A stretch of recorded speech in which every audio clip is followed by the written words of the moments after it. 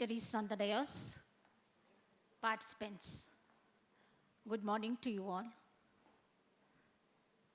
As you all know, the subject for this session is judicial diversity, reflection from the bench.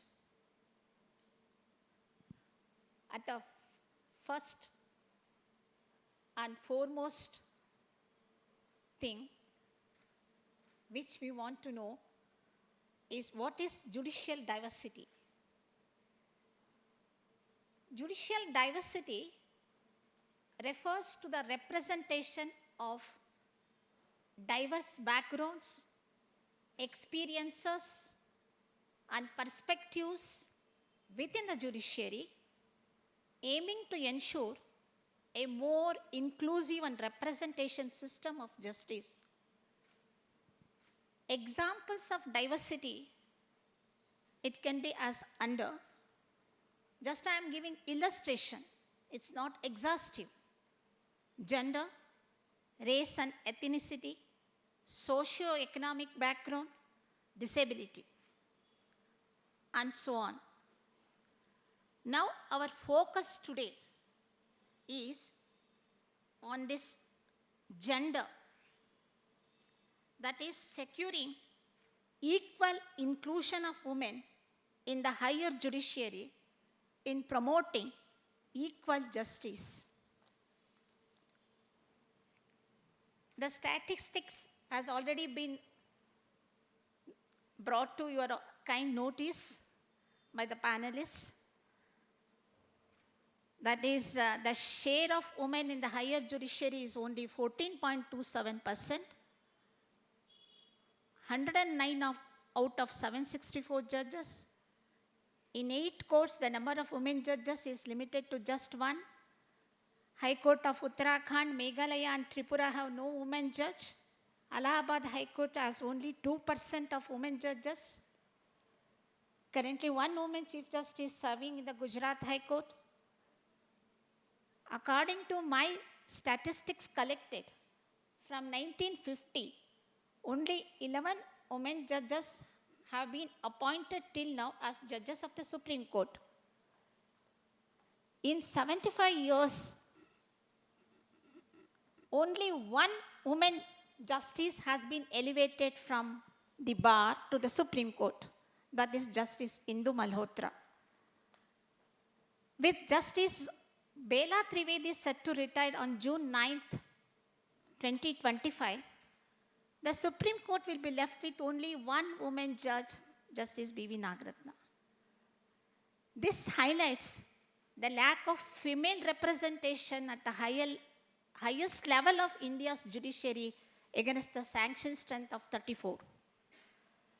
Lack of gender balance may fail to address adequately gender-sensitive legal matters. Addressing this disparity is no longer a matter of just fairness, but a necessity for upholding constitutional values and justice for all. There remains a glass ceiling for women in the higher judiciary, because the same is with the high courts also, as now panelists have addressed you regarding the high court's strength and the proportion of women judges in the high courts also. This gender gap requires to be addressed by taking affirmative action, rectifying this uneven ratio. How to break this glass ceiling, that how to take action? According to me, at the individual level, at the family level, it is the first step. Once when a girl enters the legal profession after completing her legal course, at that time she should be supported by the family members, and she should have that sheer determination. If she has no determination, no one can help her. So once the girl accepts the profession, legal profession, she should enter the profession with a positive mind that I can do it and I will do it, because this is a male dominated profession. If you look at it, in our period, when I was enrolled in the year 1985, hardly about 10 to 15 women advocates were practicing, and out of them, hardly about 5 to 7 women advocates were regular into the courts. On the record, there were number of women advocates, but they were not regularly practicing before the high courts. It was so difficult, we had no even the basic infrastructure for the advocates. Forget about the advocates. Even in the Advocate General Office, where I have served for 15 years as the government pleader and the additional government advocate from 95 to 2000, and then from again 2005 to 2015 till my elevation. In the earlier stages, there was no even the restrooms in the Advocate General Office. This was the piteous condition of the women advocates who were practicing in the, that too in the High Court of Karnataka. I made so many representations, in fact, to provide the basic necessities for the women to who are, because we were staying for a long time. After our work was over in the court, we have to get the files for the next day. We have to study the files, or we have to carry the files home. We have to give the dictation. And we were not having the basic infrastructure for the women advocates, which is the fundamental thing. These are the, when a girl joins to the legal profession, the family members try to pull her out.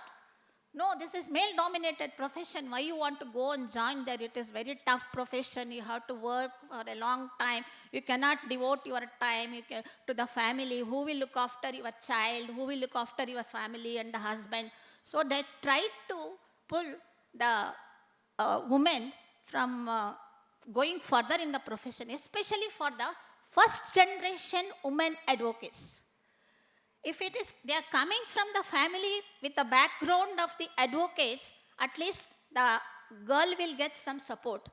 But for a first generation woman advocate like me, it was a difficult task, really a struggle, and to get the family support also at the first stage. Unless this is given, she cannot move further. How can she move further? If there is some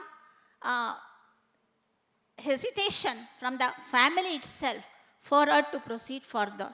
So this is the first step. The second step is at the institutional level, that is at the government level. In the institution, once when a new woman advocate starts her practice, she appears in the court, the honorable judges must give her some opportunity to make her submissions. They should not snub her at the initial stages.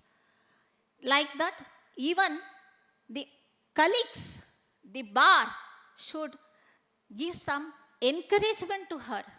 If first day, if a woman advocate goes, because in those days we had no moot courts, we had no regular practice like the National Law School now giving the training, and even the other courses, which is 5 years courses, which is giving the training, moot court training for the students to appear before the courts.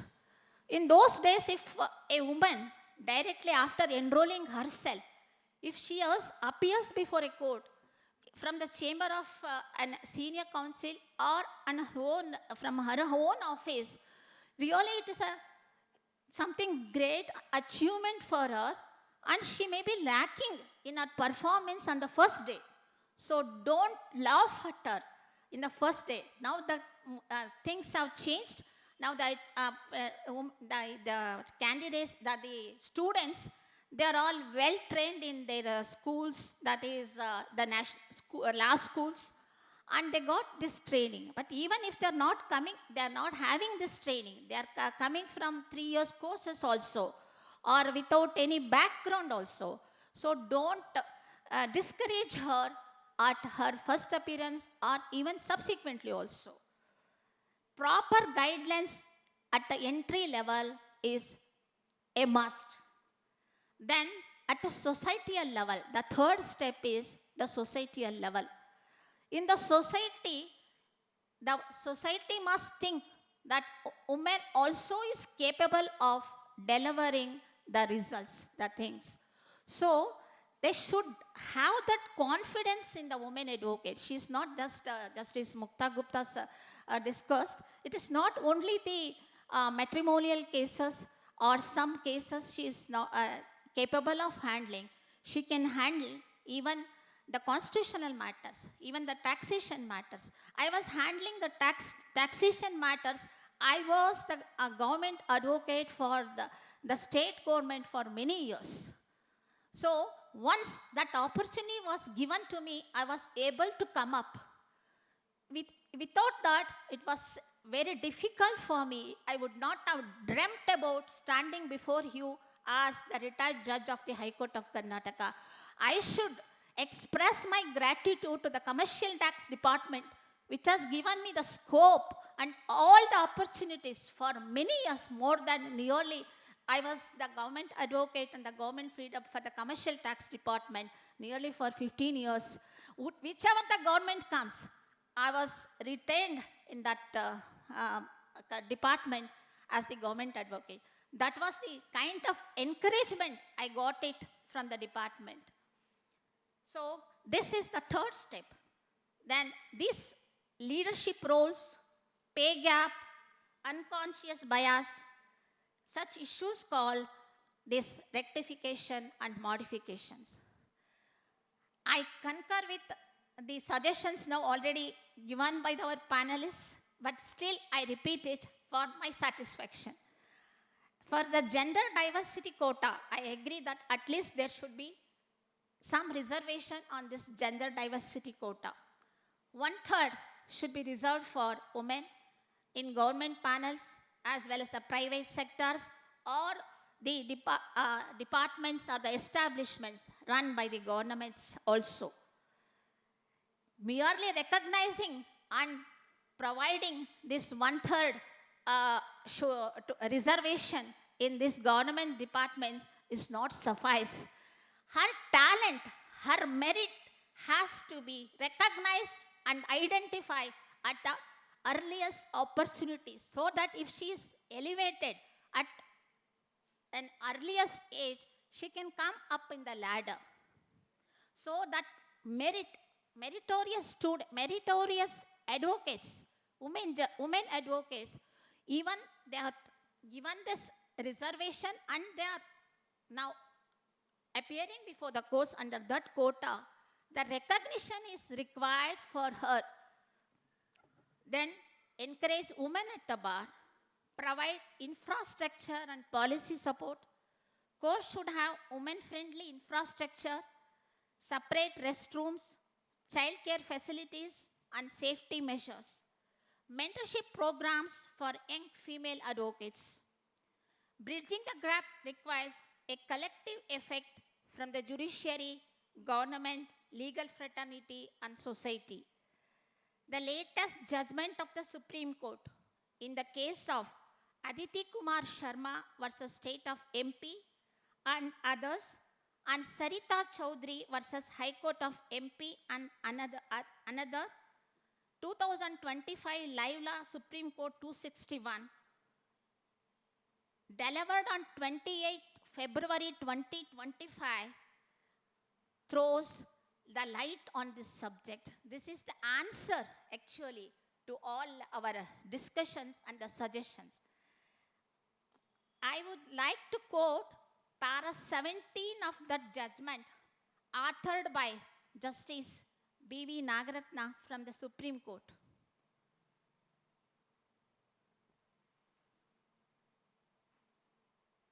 Women workforce, para 17 I am reading from that judgment.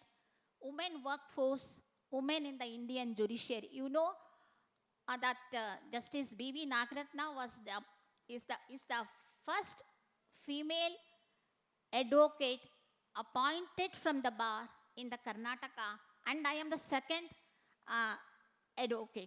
female advocate. There was a long gap between our appointments. So that should not happen. That gap should not be there. It is not a token, and I request that, as Justice Ashok Hinchagiri put it, it should be at least one minimum, or it should be the entire list should consist of the female advocates, so that this gap should be removed or it should be rectified. In fact, I think from 2007 or 8 till 2015, there was no representation from the bar in the Karnataka High Court except 2 honorable judges appointed. That is only one appointed, I think. So one is from promotion. There was no appointment at all. There was long gap, even for the seniors, between the seniors and the junior judges also. That is, even to in the collegium also, there was all this had an effect. So this once there is when the judge is appointed, it is sure that the date of retirement of the judge. So all the arrangements should be made to replace the judge's vacancy. One need not wait to fall it vacant and then for years together, and thereafter to fill up that vacancy. The immediate replacement has to be made when there is vacancy which is known at an earlier point of time. Now I will read para 17 because I diverted myself when I was reading. Women workforce, women in the Indian judiciary.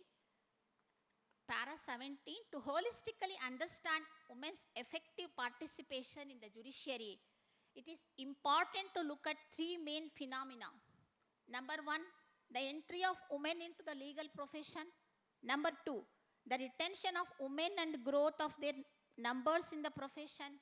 And 3, the advancement of women in numbers to senior echelons of the profession.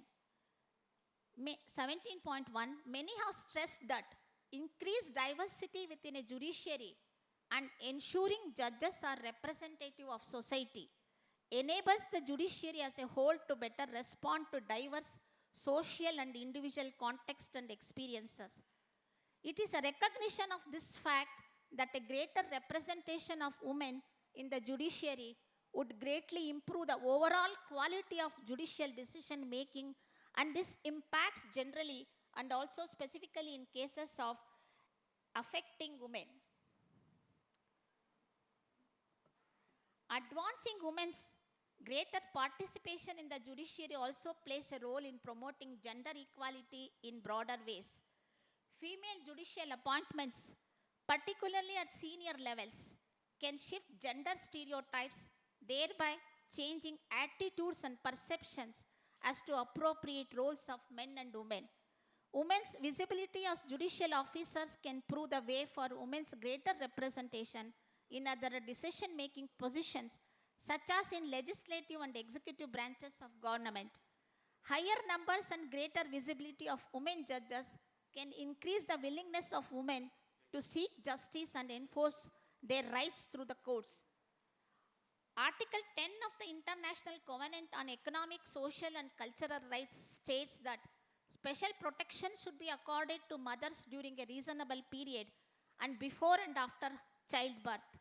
Article 11 of the CETWOD states that in order to prevent discrimination against women on the grounds of marriage of maternity and to ensure their effective right to work, state parties shall take appropriate measures which can be extracted as under the right to work as an inalienable right of all human beings, the right to the same employment opportunities including the applicants of the same criteria for selection in matters of employment,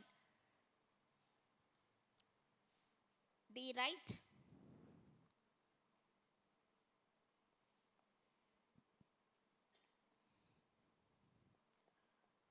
sorry, just something. This is how the Honorable Apex Court proceeds to protect the rights of women, and this is a special, actually an important case where it is given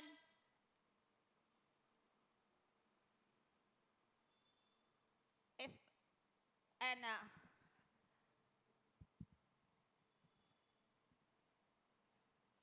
turning stone in the, it is a turning stone, I can say, in the course of our this diverse judicial diversity, which requires to be considered uh, across the country, especially in the higher judiciary, where the women are ignored or her talents are not recognized at the proper time.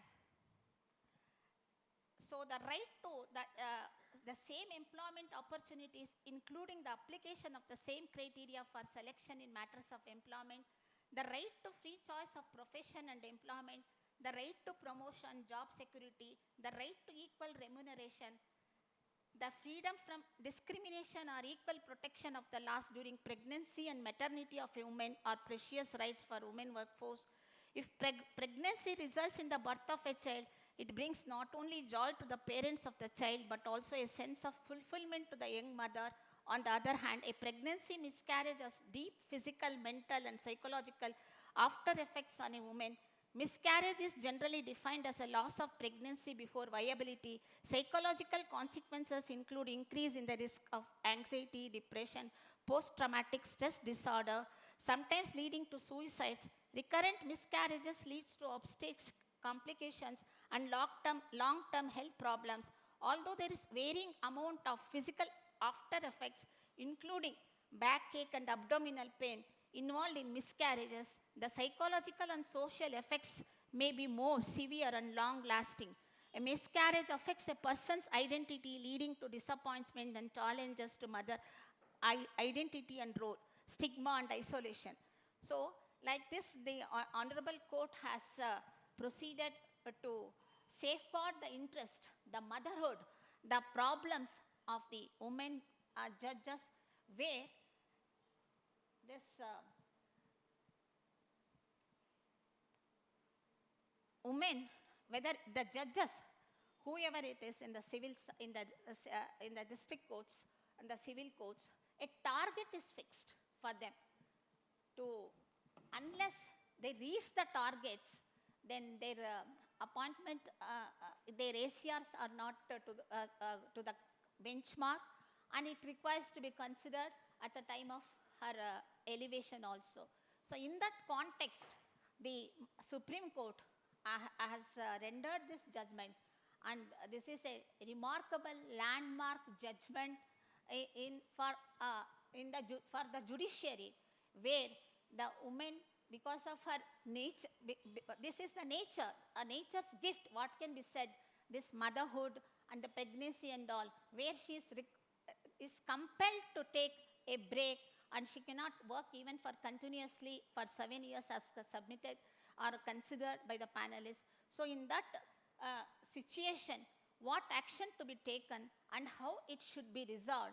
It is not that, especially in the courts, when a woman takes a break after her marriage or after her delivery, or to take care of the child, how it should be considered for even for her selection or appointment in the judiciary, it is very, very important. So with this, I think with this, I will close my address, extending my thanks for this Center for Law and Policy Research, organized by Madam Jaina Kothari and her team. I'm grateful to you all for providing this opportunity, Madam. Thank you all.